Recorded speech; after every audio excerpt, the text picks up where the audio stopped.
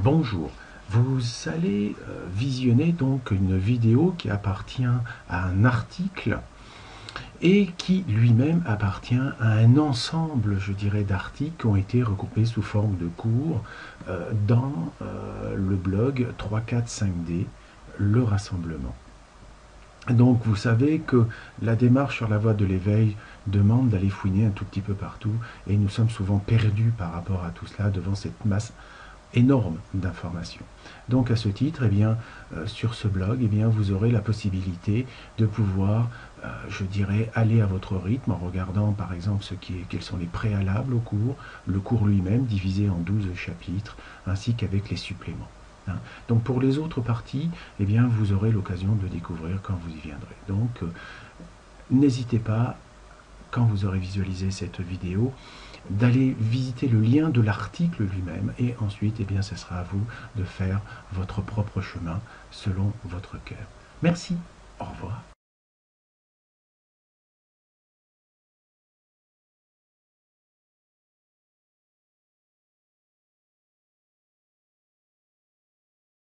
Bonjour à tous et à toutes. Donc aujourd'hui, nous allons voir bien sûr la continuation des épisodes précédents et comme je vous l'ai dit, quand on attaque le religieux, c'est sûr que ça va faire mal derrière les oreilles d'une manière ou d'une autre, tant nous avons été imprégnés, baignés, trempés jusqu'à l'os par donc des croyances, on va dire, séparatistes. Et mon objectif, et j'espère que vous le comprenez, n'est pas de vous faire mal, n'est pas de vous faire souffrir, simplement c'est de vous faire comprendre que l'expérience que nous avons vécue a été d'une certaine manière nécessaire à l'expérimentation de la dualité, mais aussi que maintenant c'est l'heure d'en sortir. Comme on dit, on va sortir des planches, on va sortir du théâtre, et pour cela il va falloir se défringuer de tous les rôles et bien sûr de toute la croyance et de toutes les odeurs que nous avons eues sur les planches du théâtre. Donc, voyez, en tout ce que je vous dis, non pas une attaque, mais une aide précieuse afin que vous puissiez découvrir véritablement c'est quoi acquérir la maîtrise, c'est-à-dire la capacité à pouvoir reprendre sa puissance, celle de la co-création. Donc dans cette vidéo, je voulais vous montrer un certain nombre de choses, mais comme d'habitude, ça prend plus de place que prévu. Donc aujourd'hui, je me contente uniquement de vous montrer en fait par rapport à ce que je vous ai dit la dernière fois. Donc il y avait un état falsifié que j'appelle le corps, âme, esprit selon la religion. Je vais repartir de ce schéma pour effectivement vous montrer l'état réel, puisque il faut savoir faire, on va dire, une corrélation directe entre, je dirais, le dessin et la réalité. Donc le dessin que je vous ai montré la dernière fois était l'aspect falsifié, bien sûr, mais théorique. Donc nous allons retrouver effectivement notre moteur de l'humain qui est toujours là, quoi. Ça, il n'y a pas de souci. Le moteur de la Terre, qui lui, bien sûr, est toujours, bien sûr, extrêmement présent. Et le moteur du ciel, qui reste relativement, on va dire, de l'évanescent. Donc, pour plus de compréhension, j'ai mis l'ego dans cette couleur afin qu'on le voit mieux. Parce que, bon, j'avais mis tout en vert, puisque ça, c'était pour conserver les couleurs d'origine de mes dessins. Mais bon, de temps en temps, il faut quand même savoir éclaircir les choses.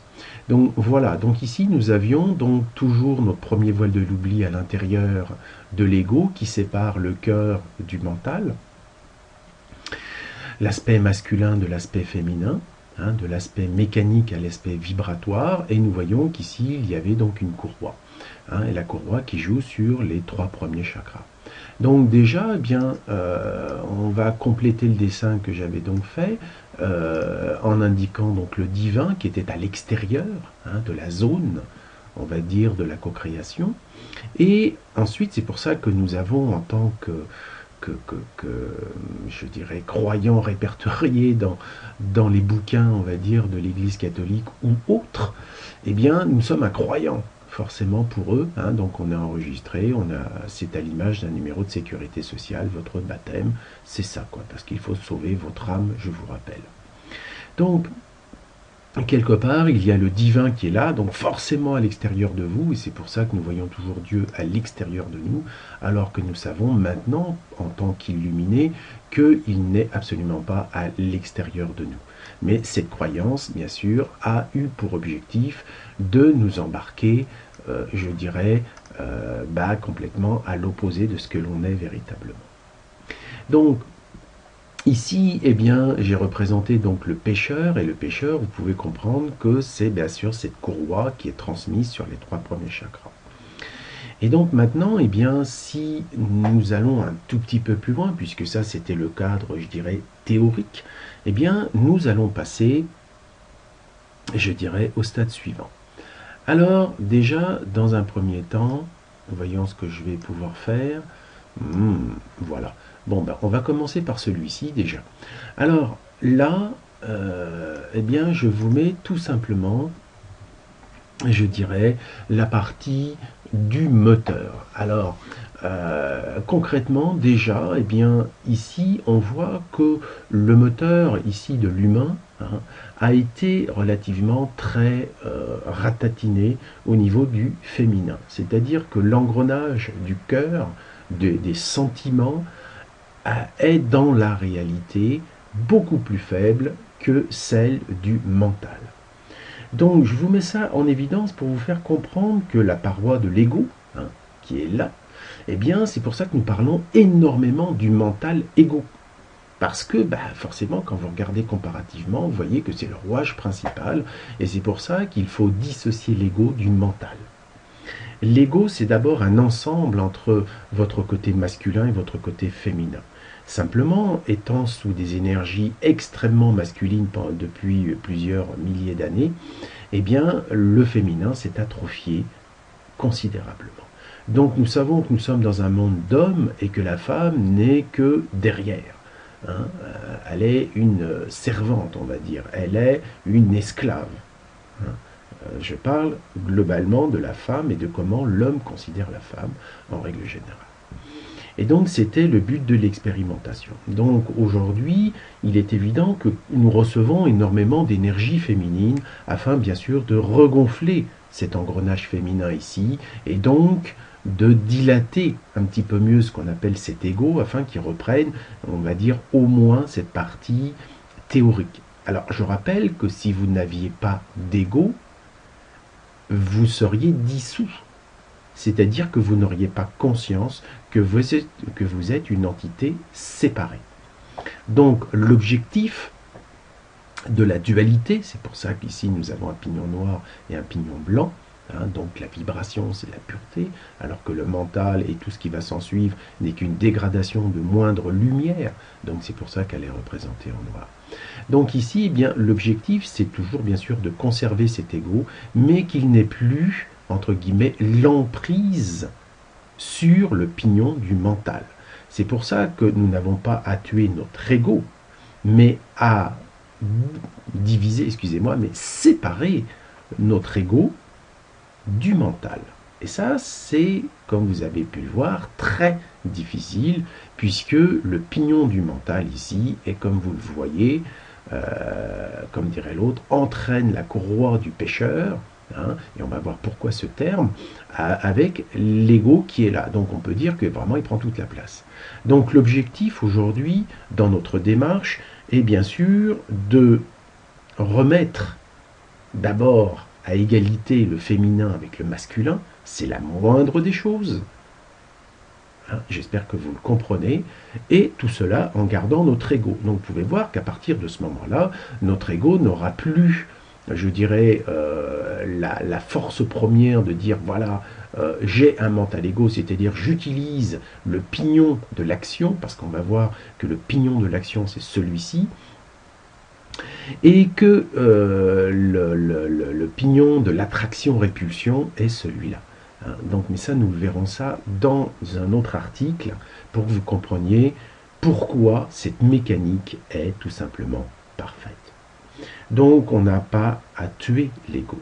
On a simplement à faire que d'abord le féminin reprenne sa place à égalité avec le masculin, hein, et à partir de là, eh bien, grâce à ceci, nous aurons, comme dire l'autre, décolmaté, de telle manière que nous verrons que cette courroie, entre guillemets, que nous utilisons actuellement, enfin pour la majorité d'entre nous, eh bien, va pouvoir, à ce moment-là, être embrayée sur le ciel que nous allons voir. Donc, déjà, il faut comprendre que ici, quand l'Église nous dit que nous sommes un pécheur, c'est qu'effectivement, ici, vous pouvez considérer que nous sommes dans les éléments denses, puisque le premier chakra, deuxième chakra et troisième chakra sont dans un élément qu'on appelle la terre. Et donc, c'est pour ça qu'on appelle ça le royaume, je prends un petit peu d'avance, le royaume de la terre, en opposition avec le royaume du ciel.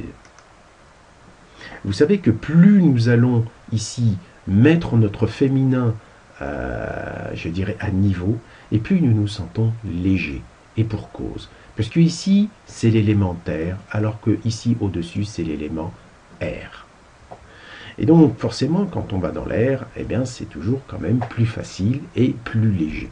Et donc, généralement, plus fluidique, puisque l'aspect de l'élément terre, bah, c'est quand même la stabilité. C'est le non-mouvement d'une certaine manière. Hein, c'est la montagne. Alors que là, bah, c'est le vent. Bref, donc, les choses vont se mettre en place à fur et à mesure qu'on avancera dans les explications et aussi dans les futurs articles, ne vous inquiétez pas. Donc déjà, dans un premier temps, nous avons ceci. Alors, nous avons aussi, par la même occasion, hein, je dirais, eh bien, le moteur de la co-création qui est toujours là. On est d'accord. Hein. Donc lui, simplement, autant je l'avais grisé, entre guillemets, du haut en bas, dans l'explication précédente, en fait, dans la réalité, c'est pire que ça. C'est-à-dire que tout ce qui appartenait au royaume du ciel a été blanchi et totalement immaculé. Alors, bien sûr, le divin était toujours séparé, en dehors de notre pauvre carcasse, c'est-à-dire ce véhicule d'incarnation. Et donc, ici, eh bien, on a pu voir qu'à ce moment-là, eh bien, le moteur du ciel s'est considérablement agrandi, entre guillemets. Hein. Donc voilà pourquoi quand, on va dire, Jésus et d'autres, je dirais prophètes, parlaient du royaume du ciel, ça nous a paru excessivement lointain, très grand, énorme. J'espère que vous comprenez dans les proportions ce que cela veut dire. Et donc forcément, cette notion je dirais, de pureté, d'innocence, de légèreté, de joie et de tout ça, nous apparaissait totalement incongru, inatteignable. C'est sûr que si je reprends l'idée du poisson dans l'aquarium, eh bien, effectivement, quand nous regardons ici le niveau du premier voile de l'oubli, c'est comme si c'était le niveau de l'eau. Et ici, c'est toute l'eau, et ici, c'est l'air. Et donc, forcément, eh bien, l'eau, quelque part, plus vous allez bas dans la densité, dans la vibration, et plus forcément, il y a de la merde au fond. Donc ici, c'est excessivement lourd. Et donc on verra que toutes les lourdeurs reviennent toujours et remontent toujours dans le mental. Donc tout ce que vous fabriquez au niveau du mental, même s'il est inspiré par des notions d'amour, ne fera que plusieurs choses. D'abord, il emmènera dans la matière la merde que vous êtes en train de fabriquer ici. C'est-à-dire tous vos blocages mentaux qui entraîneront à leur tour des blocages émotionnels. Et tout ceci, nous allons l'emmener dans la densité, c'est-à-dire dans notre corps physique, dans notre corps énergétique. Alors ne pleurons pas si nous avons des douleurs physiques et des souffrances mentales, et une santé déplorable, parce que nous n'arrêtons pas par notre mental égo d'envoyer, de fabriquer, excusez-moi, de la merde. Et donc, en ce sens, l'Église a raison en disant, alors là je le mets sur le côté droit, ce processus ne peut fabriquer que du péché, c'est-à-dire la jalousie, l'avarice, Enfin, bon, c'est vachement long. Hein, c'est-à-dire tout ce qui va toucher à la corruption, tout ce qui va toucher je suis meilleur que toi, tout ce qui va toucher j'ai raison et pas toi, etc., etc., etc. Donc, effectivement, l'Église n'avait pas tort de dire que nous étions des pécheurs parce que, en fait, nous n'arrêtons pas de pécher, c'est-à-dire de créer des choses séparatives, des choses destructives. Alors, bien sûr, quand on n'est pas dans le péché, c'est qu'on a forcément un cœur pur. C'est la blancheur, Marie, l'Immaculée. Et que forcément, quand nous sommes dans cet état d'innocence de l'enfant, eh bien oui, à ce moment-là, c'est clair qu'on n'est pas dans le péché. Alors combien d'êtres humains, combien de millions, de milliards d'êtres humains ont essayé de vivre ici en se disant « oui, je suis là ». Mais, il y a forcément un « mais ». Quand vous regardez la proportion du mental ego par rapport à la proportion des sentiments, vous pouvez bien sûr voir que la bataille est perdue d'avance, selon cette conception.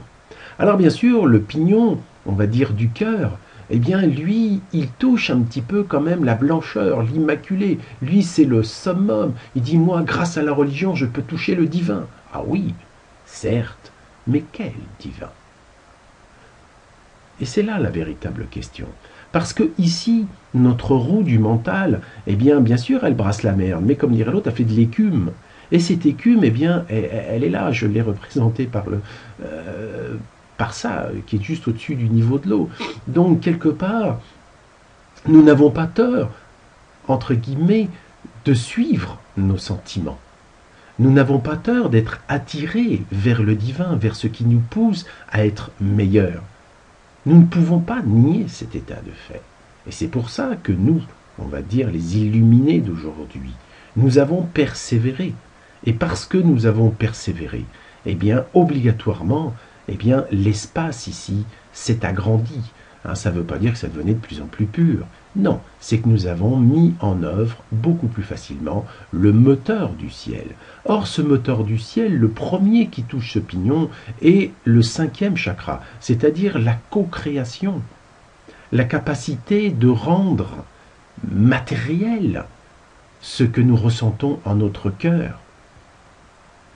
Donc, si nous sommes attirés vers le ciel, c'est effectivement pour découvrir la véritable mécanique que nous sommes, de découvrir que si nous suivons la voie de l'un, c'est-à-dire de l'unification, alors qu'en dessous c'est la voie de la séparation, eh bien nous allons découvrir que nous sommes l'un.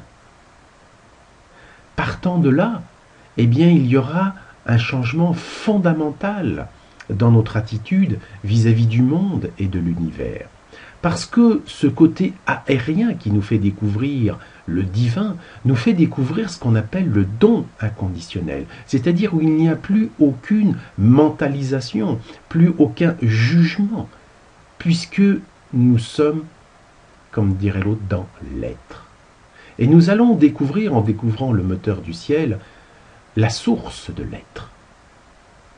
Découvrant cette source de l'être, eh bien à ce moment-là, on sera beaucoup plus aimant, parce que cette partie du royaume du ciel est une partie de réunification, est une partie de, je dirais, de rassemblement, puisque c'est l'aspect magnétique, c'est l'aspect aimant. Alors qu'ici, on est dans l'aspect découpe, on est dans l'aspect on tranche. Et ça, c'est une notion, on va dire, d'intelligence, certes, mais une intelligence en action dans la matière. Alors que ici, c'est une intelligence intuitive en action dans le cœur. Donc vous comprenez que tant que l'on n'est pas dans le cœur, tout ce que nous faisons ne peut être que péché. Tout ce que nous faisons ne peut être que destructif, car séparatiste. Par contre, en passant dans ce niveau du cœur que nous appelons la 4D, vous savez, ici, c'est la 4D, c'est le 4e chakra. Donc en passant dans la 4D, en remettant notre féminin, je dirais à sa juste place et surtout à sa juste proportion, eh bien à ce moment-là, il y a une association entre un féminin et un masculin. Or, ce féminin est aimant. C'est-à-dire qu'il dit Aime ton prochain comme toi-même, mais d'abord commence à t'aimer toi-même. Partir de là, eh bien, vous pouvez comprendre que si c'est ceci qui mène le bal, qui entraîne, puisque c'est la vibration, c'est l'électricité qui parcourt le moteur électrique, eh bien, à ce moment-là, le moteur électrique tournera, mais il tournera dans une vision, on va dire, d'acceptation, de dire je vais réunir ce que j'ai séparé. Et donc voilà pourquoi la voie de l'un est la seule voie qui puisse nous amener à retrouver notre véritable pouvoir de co-création en tant que divin incarné. Voilà, donc nous sommes dans le royaume du ciel. Tous les illuminés d'aujourd'hui sont dans le royaume du ciel. Comme dirait l'autre, ils ont les pieds en plein milieu du plat du féminin, de la vibration. Et c'est pour ça que leur envie de retrouver la source est si grande. Alors bien sûr, il va falloir avaler des couleuvres. Parce qu'on te dit, aime ton prochain, l'autre vient de t'engueuler. Ouais, aime ton prochain, pardonne-lui. Waouh, c'est pas facile. Oui, c'est pas facile. Parce que quand on regarde la merde du monde d'en dessous, quand on regarde toutes les douleurs, toutes les souffrances, toute la mort, tout ce qui est généré par le système actuel, on peut effectivement se sentir mal.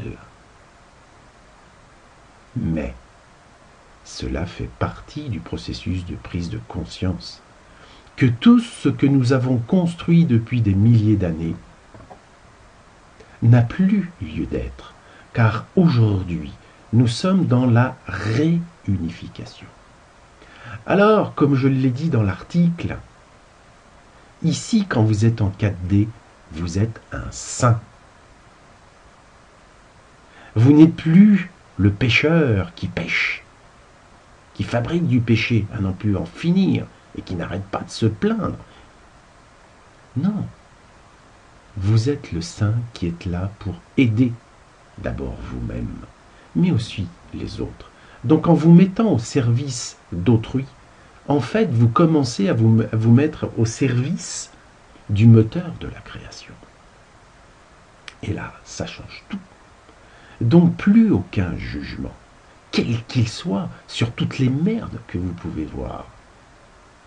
J'espère que vous comprenez maintenant la raison pour laquelle il nous faut passer en 4D, car la 4D va regonfler cet ego.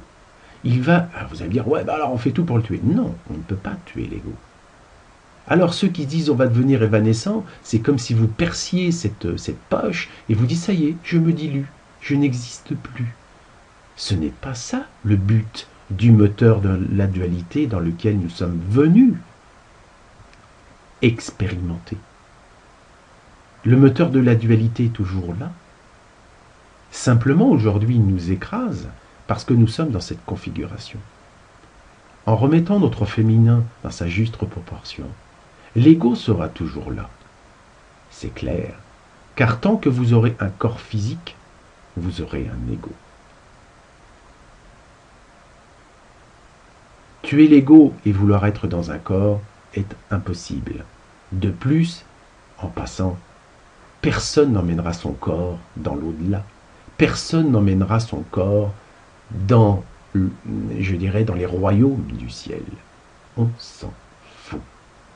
Et donc, l'image que donne l'Église de dire que Jésus, s'il est parti avec son corps, est une ânerie totale. Car ce qui appartient à la terre reste à la terre. Le corps de Jésus, il est devenu poussière, comme tous les autres. Donc nous n'emmènerons notre corps nulle part. Et c'est en cela que, quand on regarde ici un petit peu plus précisément ce schéma, cette blancheur que j'ai représentée ici, qui est à l'intérieur de l'ego, eh bien ça serait là ce que j'appelle la 4D+. C'est-à-dire que progressivement, à force de tourner ici, alors bien sûr, on a toujours la mousse, la merde créée par ce mental ego, mais petit à petit, on prend de l'air neuf ici, de l'air frais. Et cet air neuf et cet air frais, c'est la 4D+. C'est-à-dire que progressivement, eh bien, chaque pignon va entraîner de l'air frais à l'intérieur de la mousse, et petit à petit, va faire disparaître cette noirceur.